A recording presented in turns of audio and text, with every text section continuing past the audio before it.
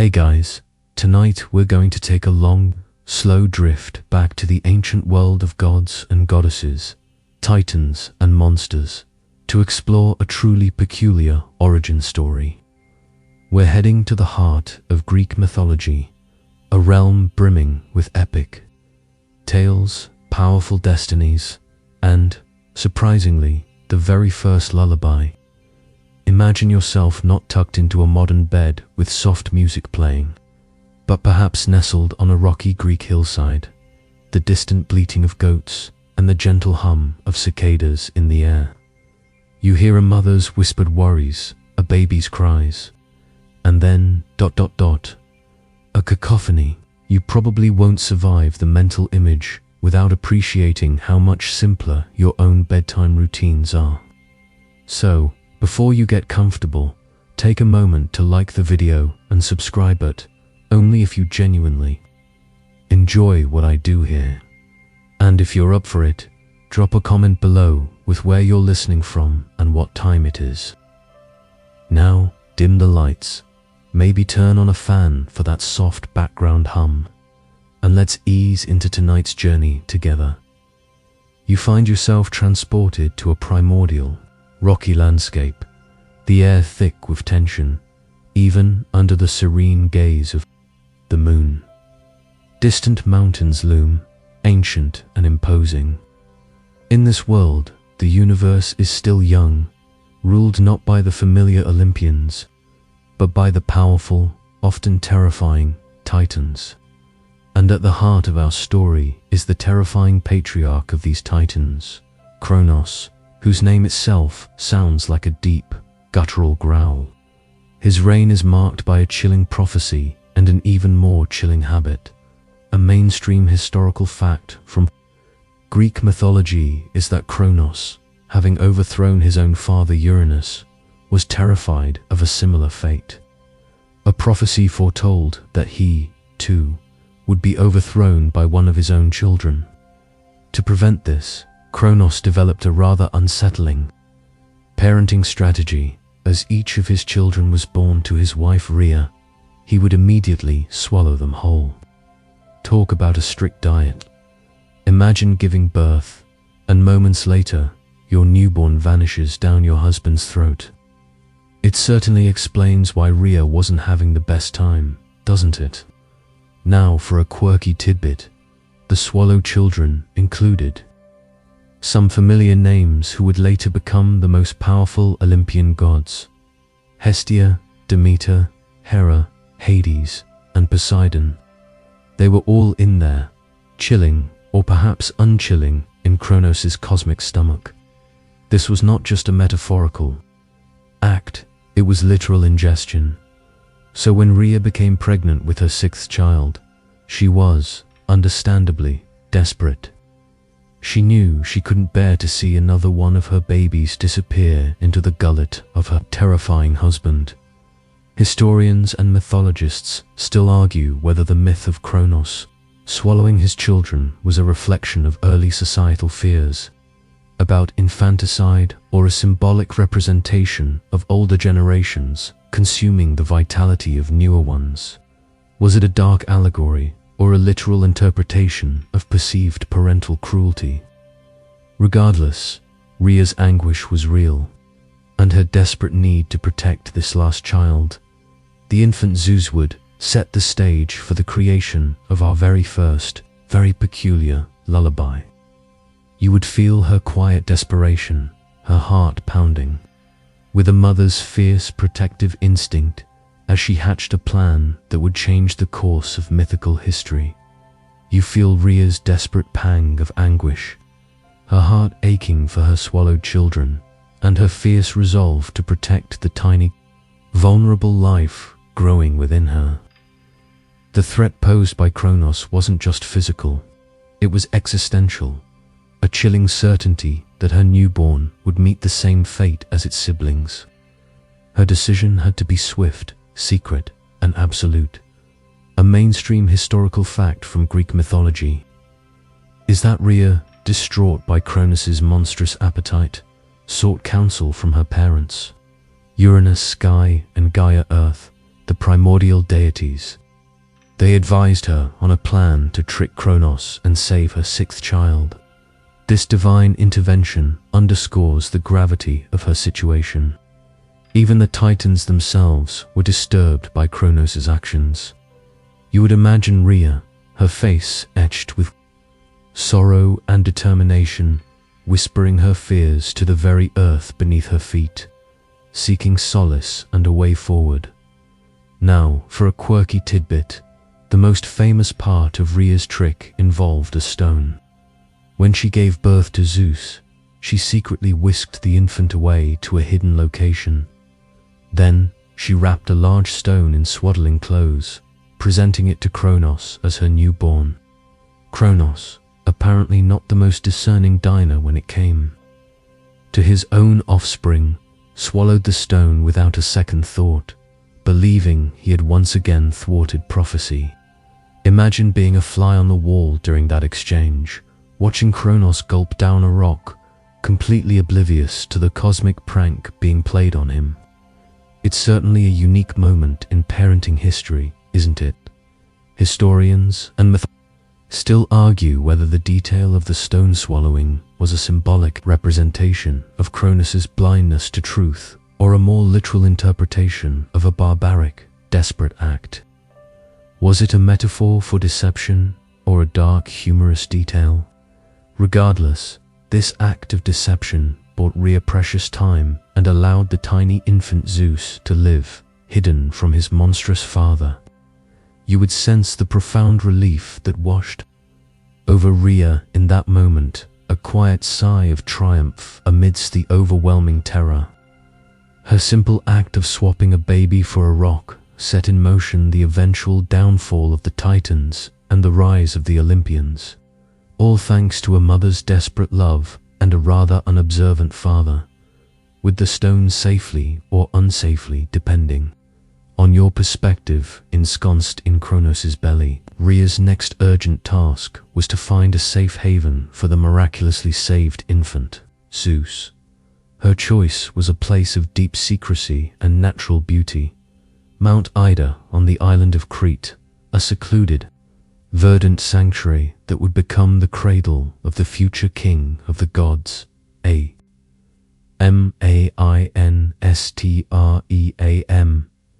Historical fact from Greek mythology is that Rhea entrusted baby Zeus to the care of various benevolent entities on Mount Ida. The mountain itself, with its labyrinthine caves and lush forests, provided the perfect concealment from Kronos' watchful or rather unwatchful eye. It was an idyllic, almost Edenic, refuge for the divine infant. You would imagine the air on Mount Ida to be sweet with the scent of wildflowers and pine, the distant murmur of mountain springs providing a natural, soothing soundtrack. Now, for a quirky tidbit, while Mount Ida is often depicted as the hiding place, some versions of the myth suggest that Zeus was also cared for in other locations, or that his hiding place was moved to ensure ultimate secrecy. However, the cave on Mount Ida remains the most famous and widely accepted location for his divine infancy.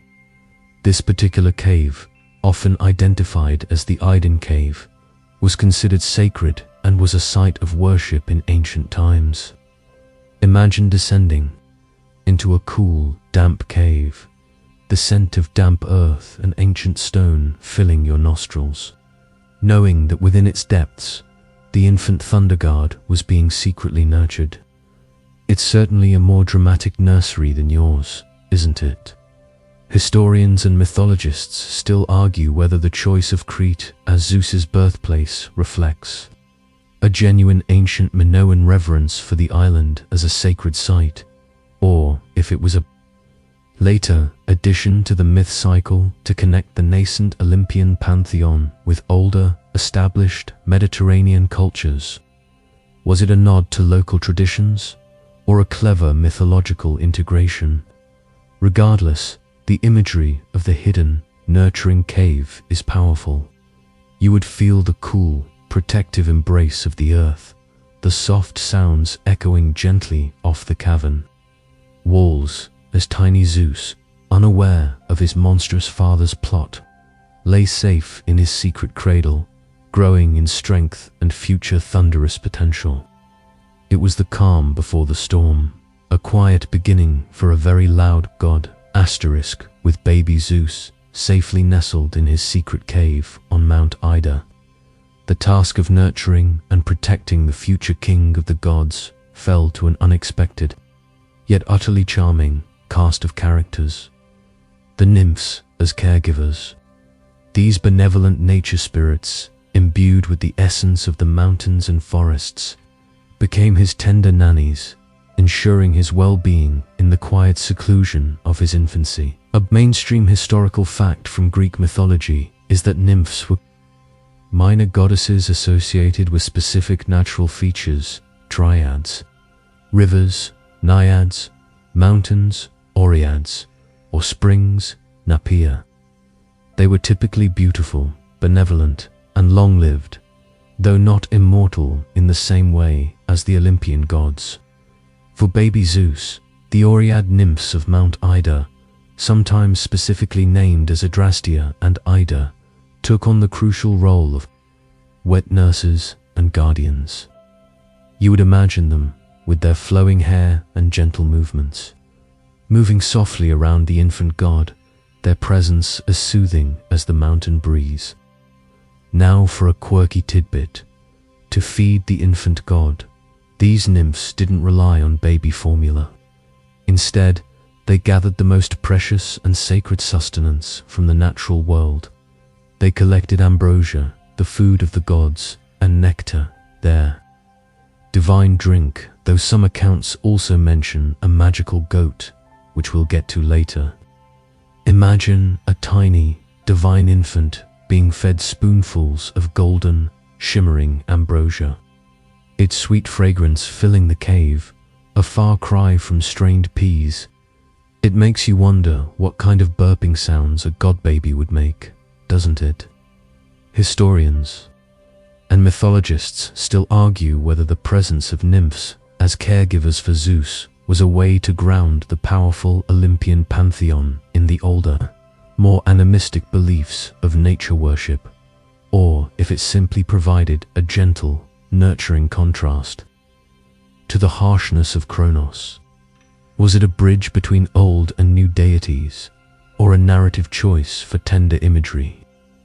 Regardless, the nymph's care ensured that Zeus grew strong and healthy, hidden from his father's destructive wrath. You would feel the gentle, watchful presence of these nature spirits, their quiet murmurs a soft backdrop to the infant god's contented sighs, a secret nurturing in the heart of the sacred mountain. It was a divine daycare, but without the sticky hands and temper tantrums, with baby Zeus safely fed and cradled by the nymphs. A monumental problem still loomed, the inevitable sound of an infant god. Even divine baby's cry and a single wail could betray Zeus's hiding place to his monstrous father, Kronos. The solution to this delicate predicament involved a rather peculiar and very noisy group, the Keretes, whose loud dance would become the most peculiar origin story of the first lullaby. A mainstream historical fact from Greek mythology is that Rhea, or perhaps the nymphs, enlisted the help of the Keretes, sometimes spelled Curates, a group of armed, youthful attendants or demigods associated with Rhea and the protection of Zeus. Their primary duty was to guard the infant Zeus and, crucially, to mask his cries from Kronos. You would imagine them as fierce, loyal figures, their faces serious with the gravity of their divine task. Now, for a quirky tidbit, their method of masking Zeus's cries was not subtle. The Keretes would perform a wild, rhythmic, and incredibly noisy dance. They would clash their spears against their shields, shout, bang on drums, and stomp their feet in a thunderous rhythm. This cacophony was specifically designed to create such an overwhelming din that any infant wail, no matter how divine, would be completely drowned out. Imagine trying to get a baby to sleep, and your strategy involves a full-blown heavy metal concert right outside the nursery door. It certainly sounds counterintuitive, doesn't it? Historians and mythologists still argue whether the Carits represent an ancient Cretan cult with specific rituals involving noisy dancers, or if their portrayal in the myth is purely a literary device to explain how Zeus survived.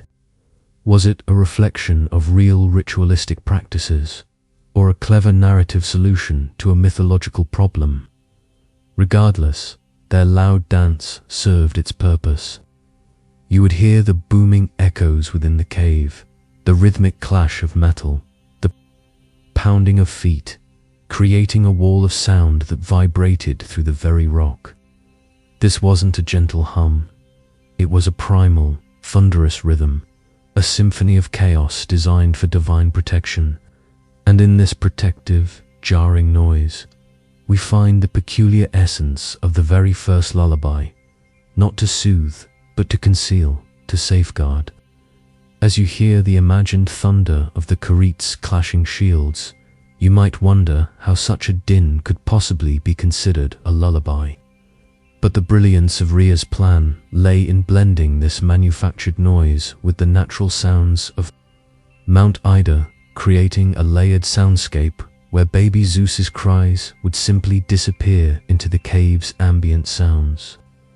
A mainstream historical fact is that caves, especially large ones like those found on Mount Ida, possess unique acoustic properties. Sounds within them can echo, reverberate, and blend, creating a natural soundscape. The Carits' rhythmic clashing would have mingled with the inherent echoes of the cavern, the distant drips of groundwater, and perhaps the faint rustle of subterranean air currents. You would feel the vibrations of the sound, a deep resonance within the earth itself, making it difficult to pinpoint the origin of any single noise. It was a perfectly natural sound-masking environment. Now for a quirky tidbit to further enhance the concealment. Some versions of the myth suggest that the Carits didn't just clash their shields randomly. Their dance had a specific, perhaps even hypnotic, rhythm. This rhythm, combined with the natural sounds, could have created a kind of white noise effect, a constant, pervasive background sound that simply swallowed up the sharper, more distinct sound of a baby's cry. Imagine the rhythmic thump-thump clang of their dance, blending with the subtle drip-drip of water and the soft whoosh of wind, all combining into a dense sonic texture. It's like an ancient, organic sound machine, isn't it? Historians and mythologists still argue whether the Carits' rhythmic dance was primarily functional to mask sound, or if it also carried a deeper ritualistic meaning, perhaps invoking elemental powers to protect the infant god. Was it a practical acoustic solution or a powerful magical rite? Regardless, the success of this strategy speaks volumes about the ingenuity, both mythical and potentially practical, employed to protect Zeus. You would feel the overwhelming immersion in this orchestrated soundscape, a powerful wall of noise that, paradoxically, offered the ultimate security. The infant Zeus, nestled amidst this thunderous protection, would be oblivious to the danger, simply lulled by the vibrating world around him. His first sleep sounds were certainly unique, asterisk with the Carits' thunderous lullaby resonating through the cave, ensuring Zeus's cries were silenced. Another crucial element for the infant god's survival came into play, the nurturing presence of Amalthea the goat. This wasn't just any goat. She was a mythical figure whose milk provided the very sustenance that allowed the future king of the gods to grow strong and vibrant. A mainstream historical fact from Greek mythology is that Amalthea was a divine goat, or sometimes depicted as a nymph who owned a goat, whose milk nourished infant Zeus in his hiding place on Mount Ida. Her milk was considered miraculous and provided the perfect nourishment for the growing god. This imagery of a nurturing animal highlights the primal connection between nature and the divine in ancient Greek thought. You would imagine her gentle nuzzle against the infant, the soft bleating, and the warm, rich milk flowing, providing life in the heart of the secluded cave. Now, for a quirky tidbit, Amalthea is famously associated with the cornucopia, or horn of plenty. According to myth, one of her horns broke off, either accidentally or by Zeus himself after he grew up. In some versions, and it miraculously became an endless source of food and abundance. This horn, ever flowing with fruit and grain, became a powerful symbol of prosperity and nourishment, directly linked to Zeus's infancy. Imagine the infant god, perhaps accidentally breaking off a horn during a playful moment, inadvertently creating a symbol of infinite bounty. It certainly adds a layer of gentle irony to his rambunctious infancy, doesn't it? Historians and mythologists still argue whether Amalthea represents an ancient Cretan pre-Hellenic deity or a more allegorical figure symbolizing the bounty of nature and the nurturing aspect of the earth. Was she a literal goat goddess or a personification of natural abundance? Regardless, her role was vital. You would hear the soft chewing sounds of the goat, the gentle rhythmic tug of the infant feeding, a sound of quiet contentment amidst the external din of the Karith. This was the true, silent lullaby of life, the nourishing rhythm that allowed Zeus to thrive, hidden and safe, preparing for his monumental destiny beyond Amalthea's nourishing milk. The infant Zeus was also sustained by other rare and divine treats, meticulously gathered by the nymphs to ensure his vigorous growth. These weren't just any baby foods, they were the very essence of immortality. Honey and nectar, sweet, divine foods that provided both sustenance and subtle protection. A mainstream historical fact from Greek mythology is that honey was considered a sacred food in ancient Greece, often used in religious offerings and believed to possess purifying and healing properties. In the myth of Zeus's infancy, the nymphs gathered wild honey from Mount Ida, specifically from sacred bees, to supplement Amalthea's milk. This was not just a sweet treat, it was a pure, potent form of nourishment suitable for a future god. You would imagine the golden liquid, thick and fragrant, being offered on a delicate leaf or a small, smooth stone, a tiny, precious spoonful for the infant Zeus. Now, for a quirky tidbit, some versions of the myth specifically mention the or ash tree nymphs as being responsible for collecting this divine honey. These nymphs were associated with ash trees, from which honey-like dew was sometimes said to fall. This intertwines the honey with a specific, ancient tree deity, adding another layer of natural mysticism to Zeus's diet. And of course, nectar. The drink of the gods, which we previously mentioned the nymphs gathered, was also offered. Imagine a tiny infant, already destined for greatness, being fed ambrosia and nectar, ensuring his strength and vitality with every sweet, divine drop. It certainly makes your baby food look rather unexciting, doesn't it? Historians and mythologists still argue whether the emphasis on honey in Zeus's infancy myth reflects the actual importance of beekeeping and honey in ancient Minoan or early Greek cultures, or if it was purely symbolic of divine purity and sustenance. Was it a reflection of daily life or a symbolic choice? Regardless, the combination of Amalthea's milk, honey, and nectar ensured that Zeus, despite his precarious hiding, received the very best nourishment.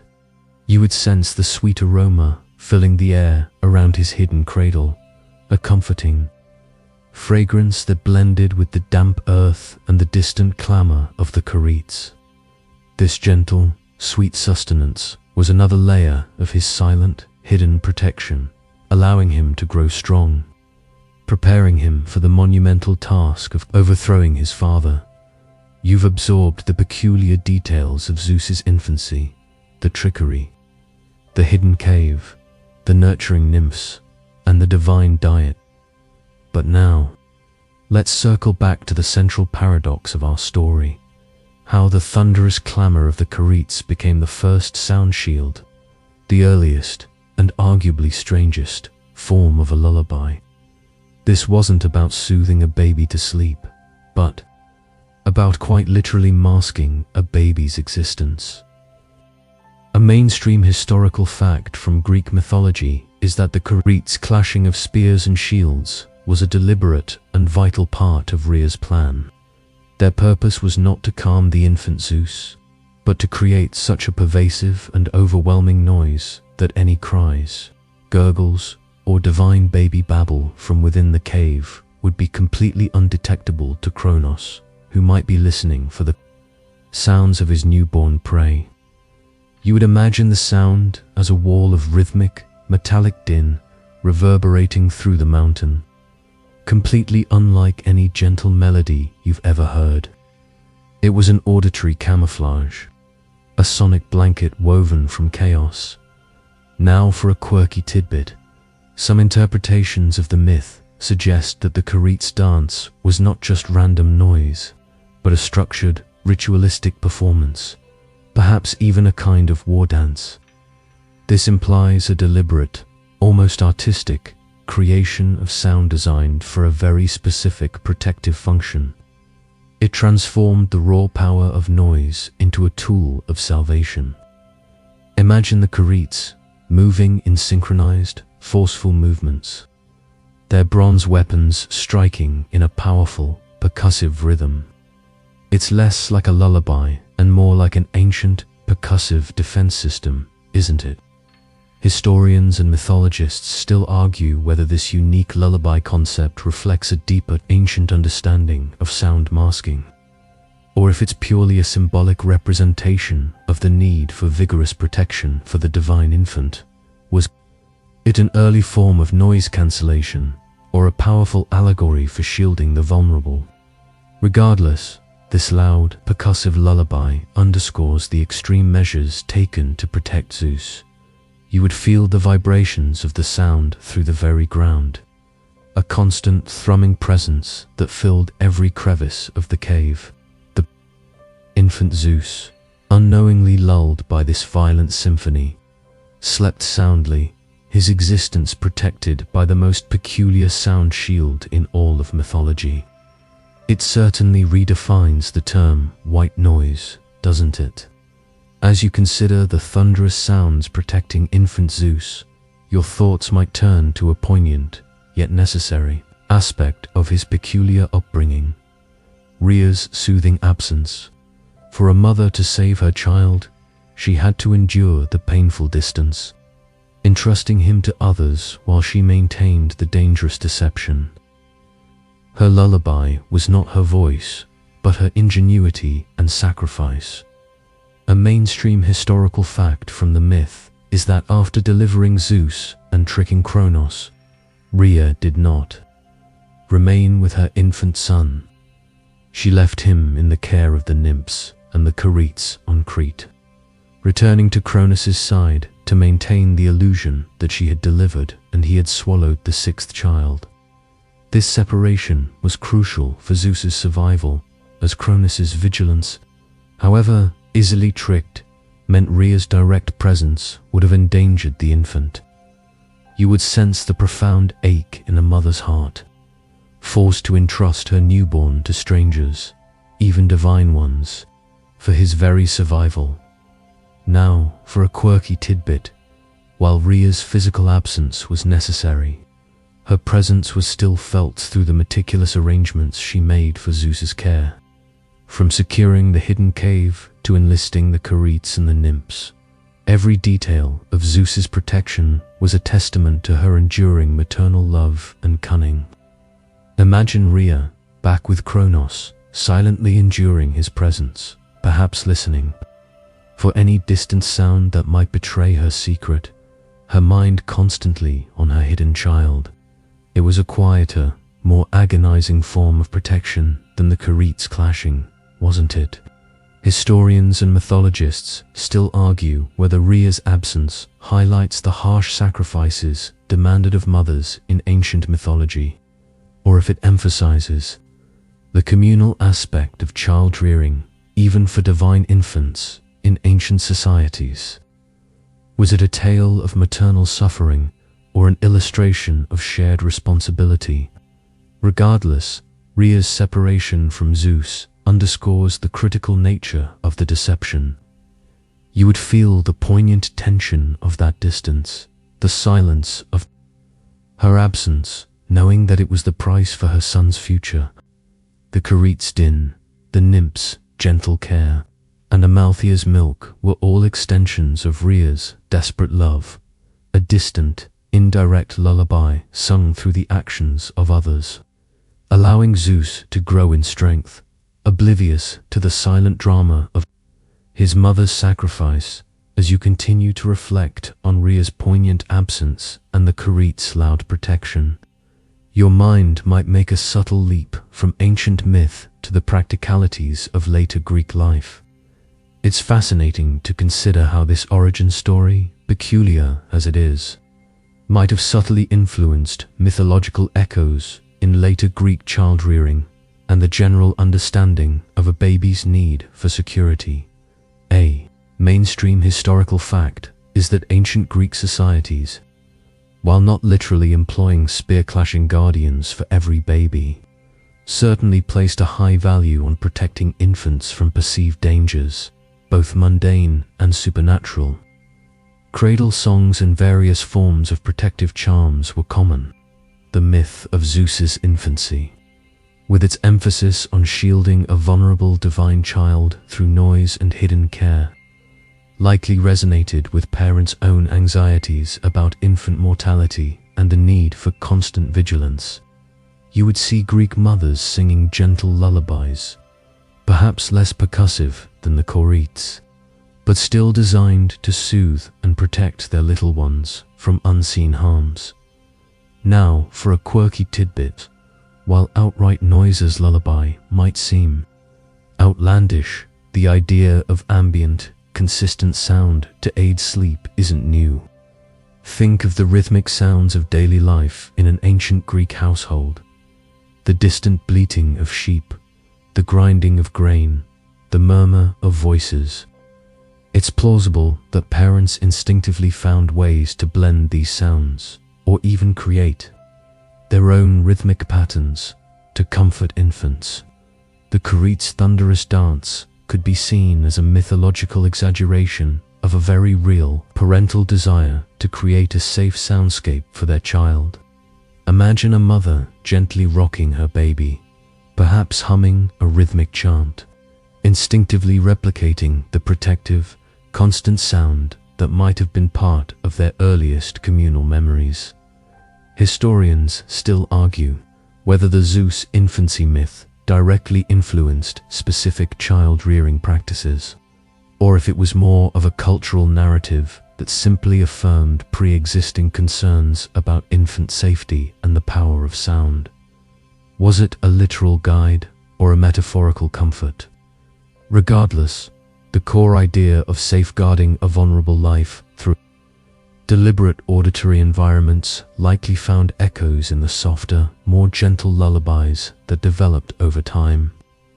You would feel the timeless connection between a mother's instinct to protect and the ancient myth, a silent understanding passing through generations, ensuring that even without clashing shields, every child could find their own version of a protective, soothing sound from the subtle echoes in child-rearing.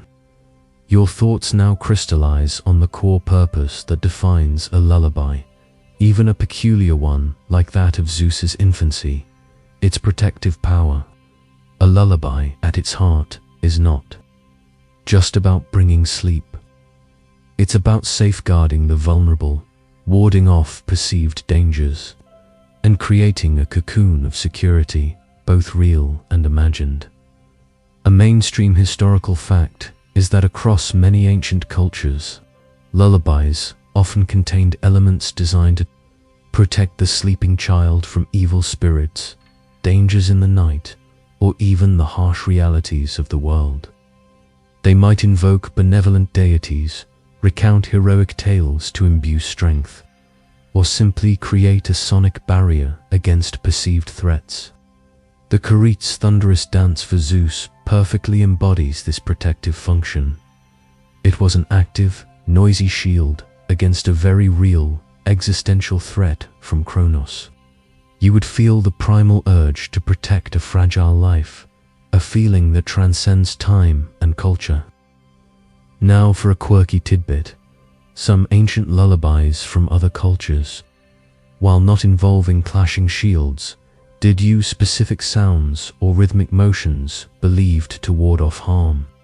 Rattles, bells, or repetitive chants were sometimes incorporated into bedtime rituals, not just to soothe, but to create a noisy barrier that malevolent spirits supposedly couldn't penetrate.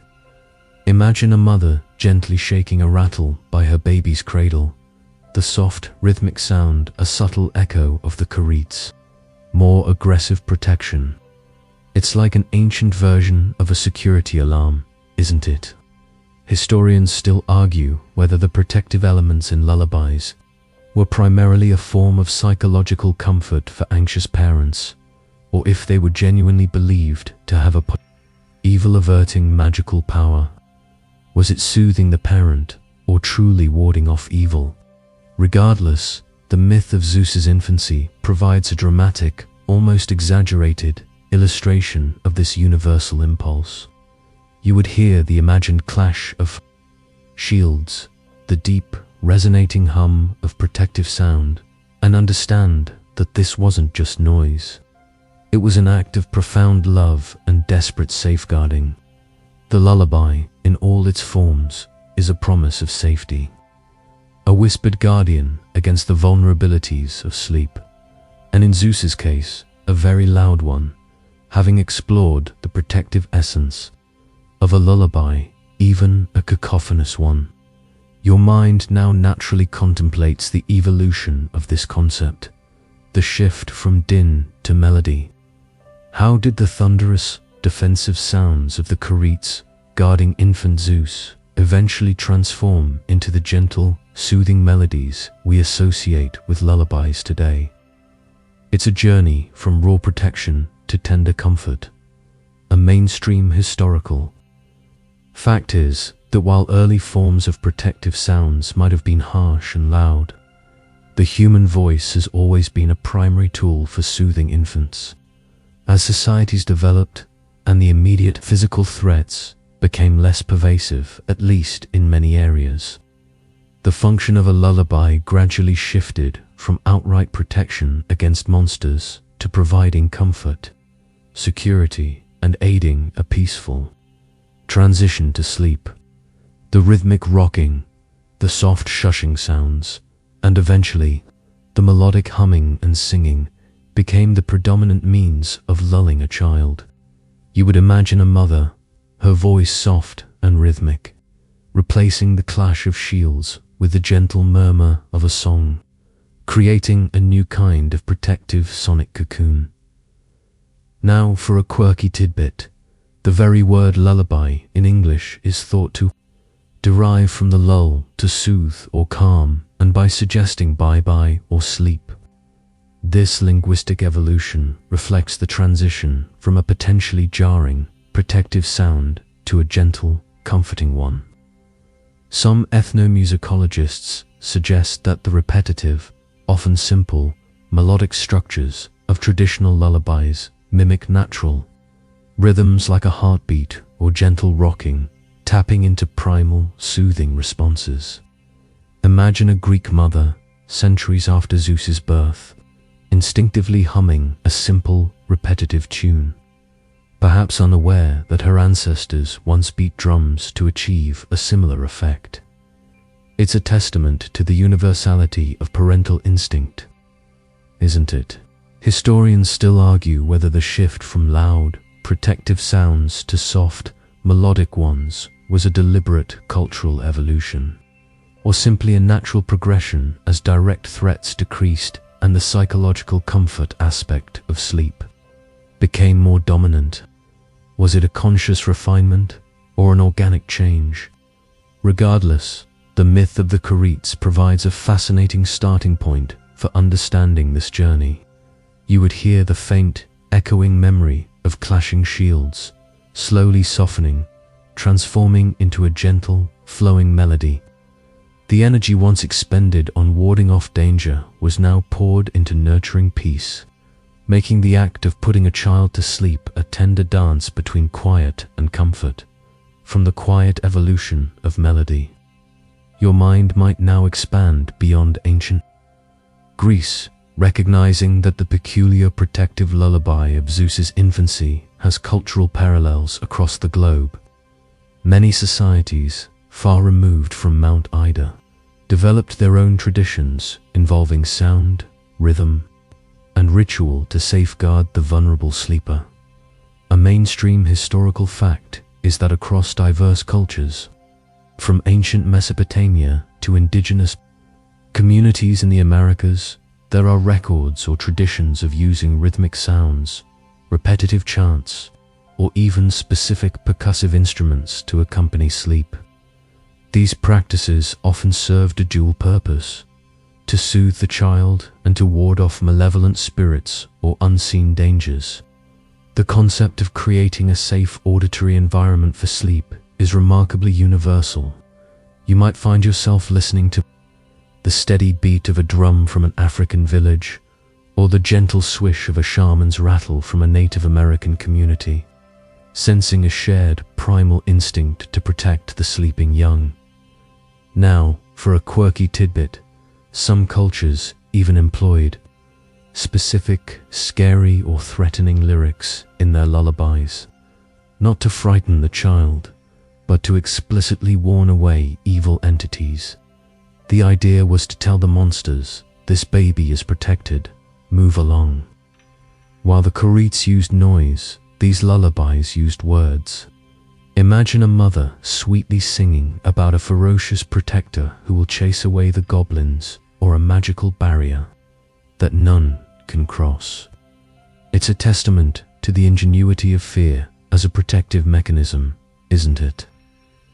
Historians still argue whether these widespread cultural parallels are evidence of ancient diffusion of ideas, or if they represent independent human responses to universal anxieties about the vulnerability of sleeping infants. Was it shared history or shared human experience? Regardless, the myth of Zeus's unusual lullaby serves as a fascinating entry point into this global phenomenon. You would sense the profound connection across continents and centuries, realizing that every gentle hum, every rhythmic sway, and every protective chant is a continuation of that ancient instinct born on a Cretan mountainside. The world, it seems, has always found ways to sing its children to safety, even if some of those songs were a little louder than others. As our journey through the peculiar origin story of the first lullaby gently concludes, you're left with a soft, lingering appreciation for a timeless human tradition. From the thunderous din on Mount Ida to the quiet melodies of today, the act of lulling a child to sleep carries with it an enduring sleep tradition, a legacy of comfort, protection, and connection. A mainstream historical fact is that lullabies, in various forms, persist as a fundamental part of child rearing across cultures worldwide. Despite technological advancements and changing lifestyles, the act of a caregiver soothing a child to sleep with voice, touch, and rhythmic sounds remains deeply ingrained. This enduring practice speaks to a universal human need for reassurance and a gentle transition into unconsciousness, a need that the Carits, in their own unique way, help to fulfill for Zeus. You can hear the soft, whispered words, the gentle sway of a rocking motion. A timeless tableau played out across generations. Now for a quirky tidbit. Some contemporary scientific studies on infant sleep actually highlight the benefits of rhythmic sounds, or white noise, for promoting sleep in babies, echoing the unintended effect of the carets clashing. While we now understand the physiological reasons masking sudden noises, creating a consistent auditory environment, the ancient myth inadvertently stumbled upon a similar principle. Imagine a modern parent using a white noise app unknowingly, channeling the spirit of those ancient, shield-clashing guardians. It's a delightful full circle, isn't it? Historians still argue whether the modern understanding of sleep aids is a scientific rediscovery of ancient, intuitive practices, or if the ancient myths simply contained kernels of observational truth. Was it ancient wisdom or happy accident? Regardless, the peculiar origin story of Zeus's lullaby offers a charming and slightly humorous lens through which to view this universal practice. You can now let the images of ancient Crete, the clash of bronze shields, and the gentle bleating of a mythical goat softly recede. The sounds of ancient myths fade into the comforting quiet of your own space. Feel the warmth of your covers, the gentle support beneath you. Release any lingering thoughts of divine infants or protective noise. The day's history lesson is complete, and the night is here to hold you gently. Let your breathing slow, deep and even, like the gentle lapping of waves on a distant shore. Imagine the softest moonlight filtering through your window, casting a silver glow, reassuring and calm. Allow your eyelids to grow heavy, a comforting weight, signaling the final surrender to rest. Drift away on that feeling, knowing that sleep is a gift, and it is now yours to embrace.